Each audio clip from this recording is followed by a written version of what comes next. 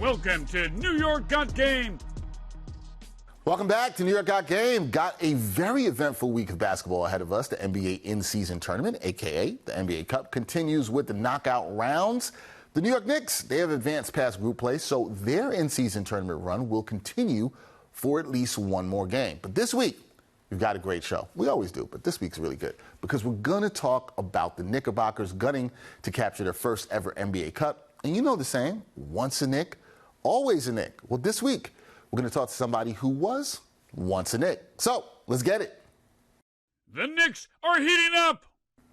All right, the New York Knicks, they are off to a pretty solid start this season, but it's always good when you can look back on Knicks history. They say, once a Knick, always a Knick. Today, I have the opportunity to speak with a former Knicks player who made some noise in the Big Apple just a bit over a decade ago. So joining me on the show as our first ever former athlete guest is the former star point guard at the University of North Carolina and also with the Knicks, Raymond Felton joins me now. Ray, what's going on, man? Man, not much, man. Just out in L.A. right now, taking care of some business, coaching and stuff. So I got my prep school out here playing in the tournament, in the grind session. So just working. That's it. Just out here working. I like to hear that. We're going to get into that, some about what you have been doing before we talk some Knicks hoops. I want to let the fans know what you've been up to because you founded Felton Skills Academy. So tell the people about that. What motivated you to start the academy? Really just, going around after I retired for like a year and a half and just in limbo of what I wanted to do next. I tried different types of businesses and stuff just to have something to do and just nothing really just excited me. What excites me is just basketball.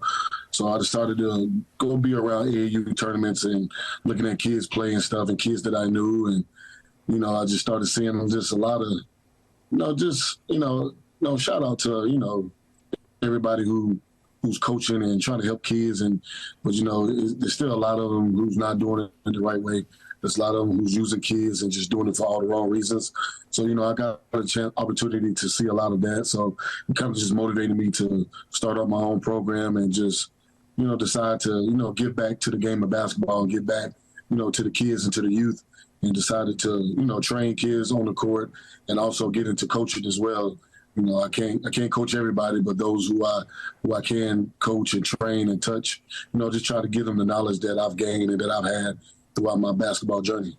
Yeah, it's got to feel good to give back to a game that I know you would say is giving you so much. So that has to feel good. But I have to ask you, now that you're a trainer and a coach, what is your training philosophy and how do you incorporate your NBA experience into coaching young players? My biggest thing that I tell kids, man, what you put into it is what you're going to get out of it. If you come in and, you give me, if you half-ass it, then that's what you're going to get out of it. If you give me 100% and go hard, then, you're going to see the results. I'm not a type of person that's going to make you do anything because if you make a kid do something, then they're not going to get to the highest of their potential because they're not doing it for themselves. I feel like they're doing it just because I'm asking them to do it or telling them to do it. So, that's my biggest advice to any kid or any person who decides to do anything in sports. What you put in is what you get out of it. So my biggest philosophy is training and just give me all you got, even if you can't do the drills, do it the best to your ability. Everybody has their own journey. Might be other kids that's, way more skilled than you are now. But if you keep working, you could be just as skilled, if not better, because we all know it's not about how you start, it's how you finish. Yeah, that is definitely true. That's good advice for the young hoopers out there, just good life advice in general as well. Ray, I also want to talk to you about some college hoops because next week is the Jimmy V Classic at MSG here in New York. Your alma mater, UNC, they're going to battle the Huskies of UConn. What are your expectations for your North Carolina Tar Heels in this one? And do you think they can return to the level of competing for national championships? I do, with the young talent that they have and some of the experience that they have, with R.J. Davis and Baycott, having those guys there, those guys that's been in big games and have made it all the way to the championship, unfortunately fell short of it. But having some young guys and having the young point guard Elliott, I love him. He's going to be a very talented kid to me, a kid that's going to have opportunity to play in the NBA as long as he keep working and continue to get better. They got quite a few guys over there that's young and that has a lot. And you got Captain Jack, who committed to come there next year. One of the top players, not the top player in high school, coming into Carolina next year. So the future is bright. But to talk about the UConn game that's coming up, my expectation is for them to get a win. I like what I see with the team right now. They're playing well. They're passing the ball. They're playing good defense. Obviously, each and every team can get better. And I feel like they can get better at some things. But as of right now, I like what I see. UConn is a very good team. It's not going to be easy. They just took a tough loss last night to Kansas. So they're going to be looking to basically, get their wins back. So, it's going to be a tough battle. UConn is a great team, defending champions. So, they're, a highly respected program. And it's going to be a good game. But, I still got to go a mile to go. Oh, yeah, I expected that. I didn't expect any less. I didn't think, I know you're there with the North Carolina blue and white. There's nothing else. They're going to be there. I didn't expect you to say you thought UConn was going to take this. We knew where you were going with this, Ray, for sure. All right, let's go back. Let's take back to your time with the Knicks. Many fans, they're going to remember that 2012-2013 season where the team won 54 games. Looking back at that season with the Knicks, what do you feel were the factors that contributed to the team's success that year? Because that's still a year that's very popular with the fan base. They love that team. So what worked for you guys that year? You had a team full of just guys who knew the game, veterans. Had a lot of veterans like Jason Kidd, Marcus Camby, Kurt Thomas, Sheed Wallace. Later on, Will Sheed ended up retiring that year. We ended up acquiring Kenyon Martin. Then you add J.R. Smith, who was playing at a high level, 6th man of the year. Tyson Chandler, one of the best defensive centers in the game at that time. Carmelo, scoring champion, one of the best scorers in the game, ever. Then, you had me at the point, alongside with J. Kidd. We kind of, played the 1-2 together. And I think just variety of that team, just everything we had from guys coming off the bench to the starting five. It was, Pablo Prigioni. I don't think a lot of people give a lot of credit for what he did for our team and just his experience and his knowledge and his IQ and the things that he could do was just nothing more of amazing, man. So that team was a lot of fun. We won a lot of games. Unfortunately, some injuries hurt us, in the playoffs. Melo not being healthy, JL not being healthy, Tyson not being healthy. So, that hurt us in that second round versus Indiana. In my opinion, I really didn't think that the Miami Heat wanted to see us, that year, because we beat them 4 out of 1. If they were not 4, we beat them 3 out of 1 out of 4 games that season. So I didn't really think they wanted to see us in the playoffs in that Eastern Conference Finals. But we fell short to something that, we felt like we had a great opportunity to go very far, even possibly even winning it all. But, the rest of it is history. We didn't achieve that goal. Yeah, it was a tough ending to the Pacers in that second round, but that was a really strong team. You talked about the depth on that team that was so great. I know a lot of fans love that. I even talked to Jason Kidd about that team earlier this year.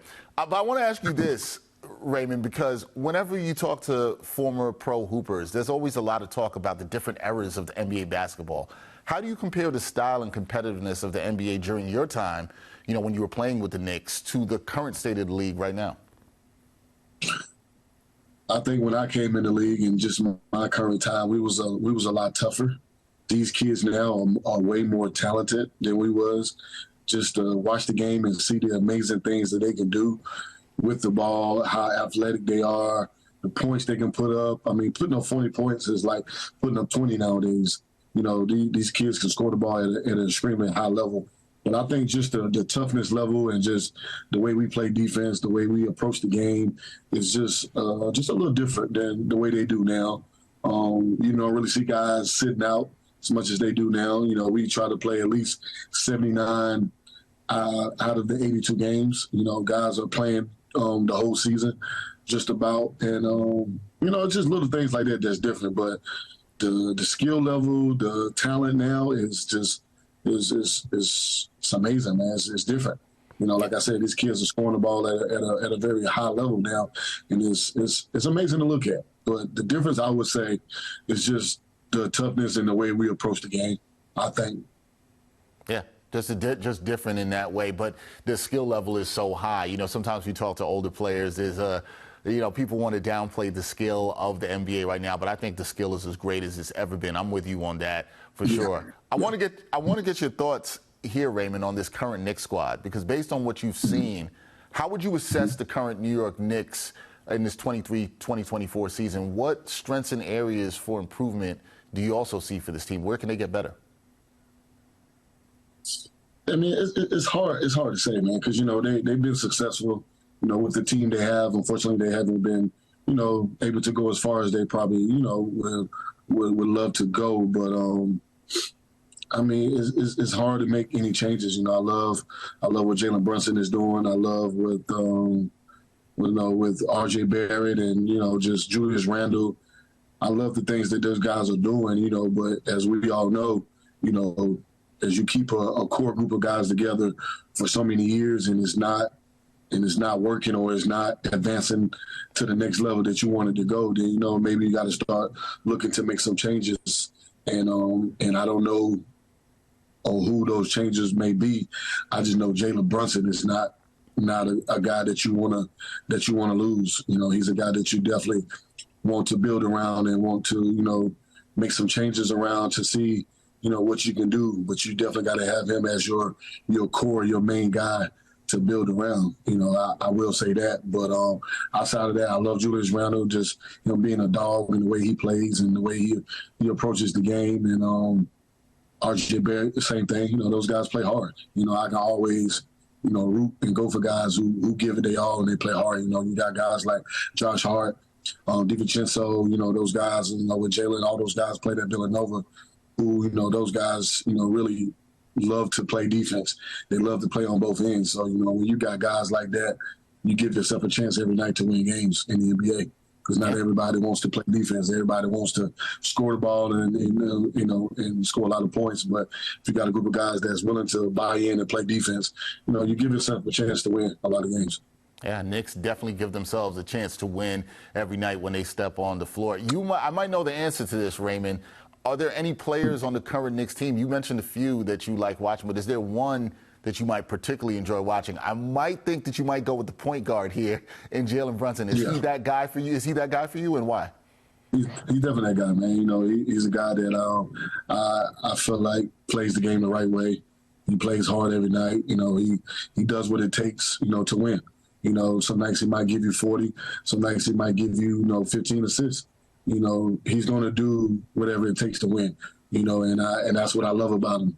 He don't care about no individual stuff, even though we do need him to score. You know, we need him to score the ball to win the game. You know, that's 100%.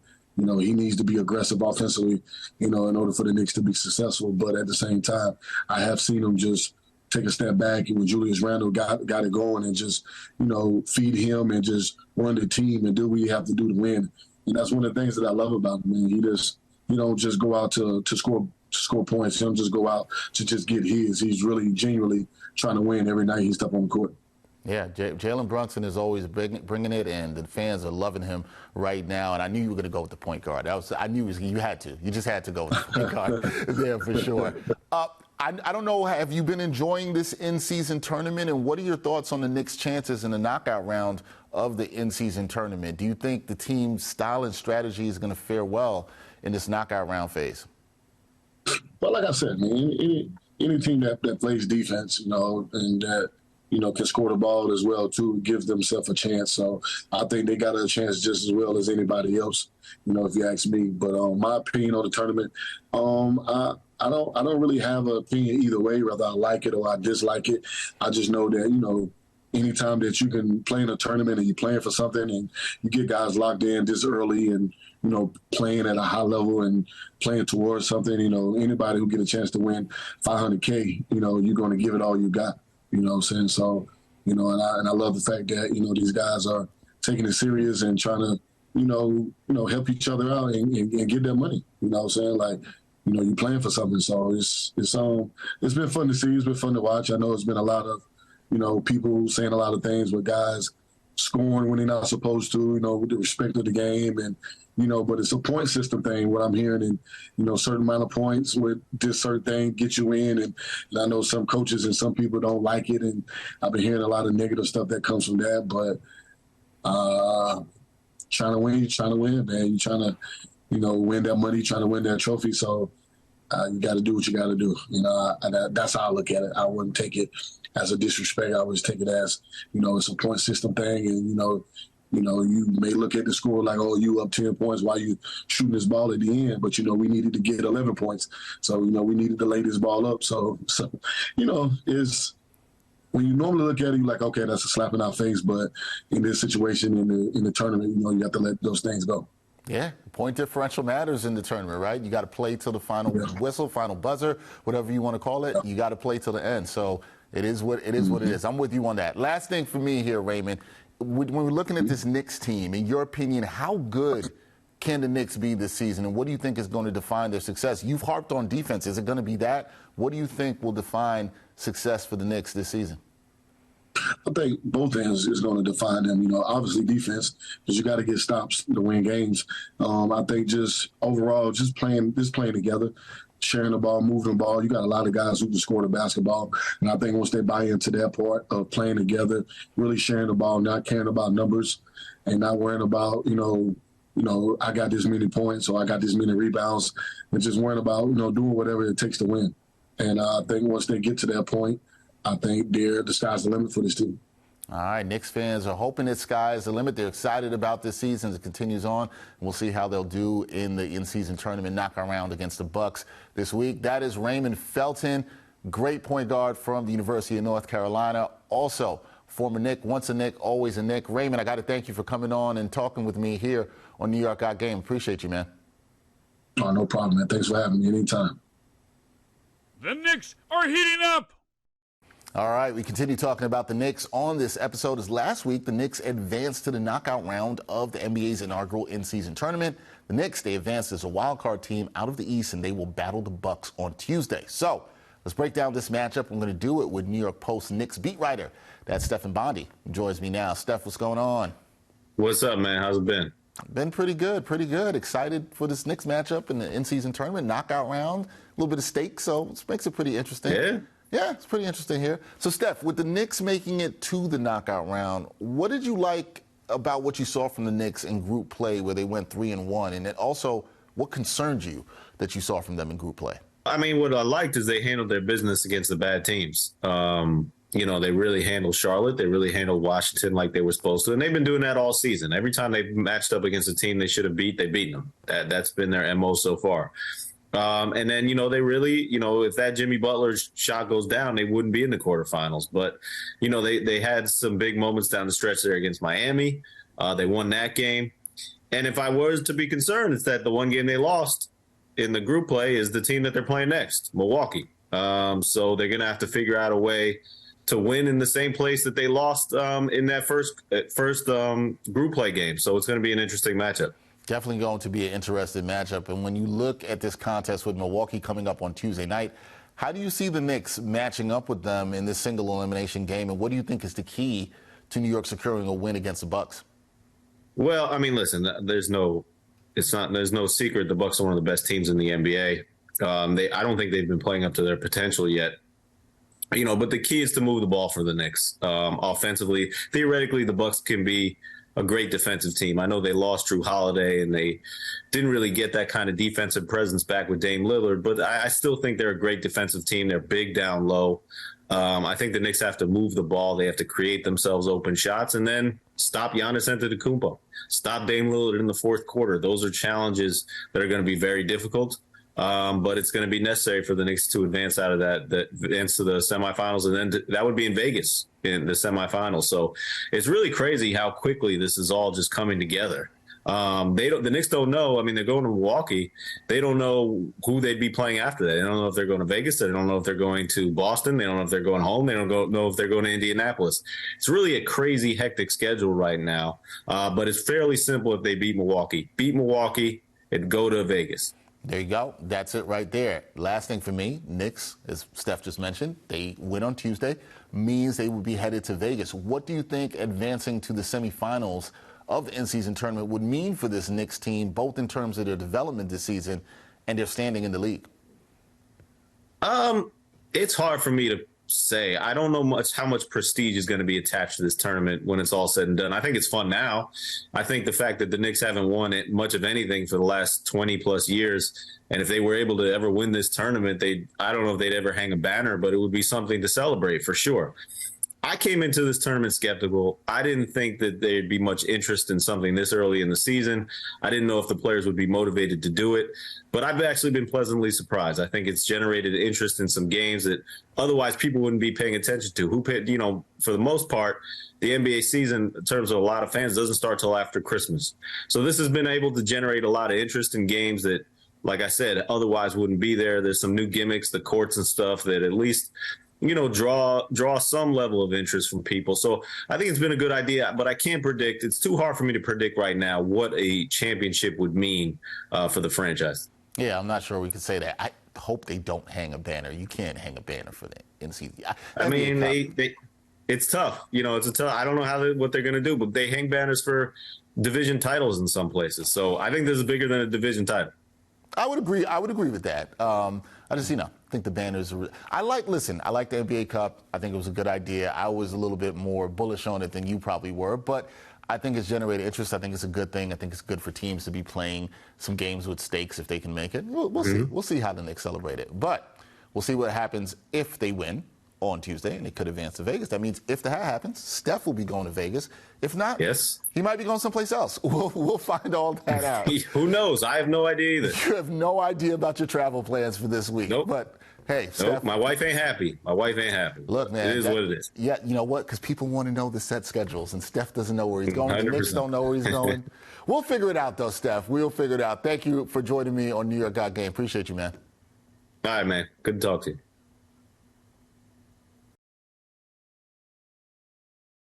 All right, that does it for this edition of New York Got Game. Special thanks to my guests, Raymond Felton and Stefan Bondy. And as always, I have to thank the people who make this show happen. Editors Kim Hyland and Catherine Cooper, along with Antonio Oliveras Nicole, producer Lee Insler, and director Brianna Musindashiaka. It's time to bounce. Until next time on New York Got Game. And thanks for watching New York Got Game. Boom shakalaka.